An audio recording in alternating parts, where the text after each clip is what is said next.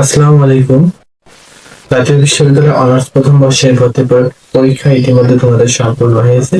তো তোমরা এখন অনেকে জানতে চাচ্ছ যে ভর্তি পরীক্ষায় হওয়ার পর ভর্তির সময় কি কি কাগজ লাগে। তো আজকে সে সকল বিষয় নিয়ে আলোচনা করব। তো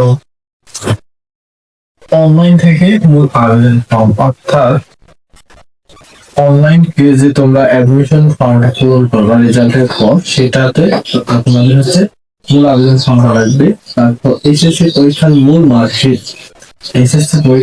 মার্কশিট টা লাগবে। এরপর এইচএসসি রেজিস্ট্রেশন কার্ডটি লাগবে। এরপর জাতীয় পরিচয়পত্র বা জন্ম সনদ, এটা যদি কলেজ চায় তাহলে এটা লাগবে। এরপর পাসপোর্ট সাইজের 2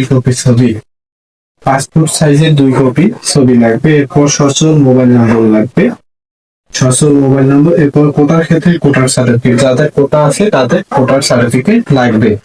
এরপর ভর্তি ফি, এটা মূলত 7,000 থেকে 10,000 পর্যন্ত হয়। 7,000 থেকে 10,000 পর্যন্ত 10,000 টাকা হয়, এটা কলেজ ভেদে হয়।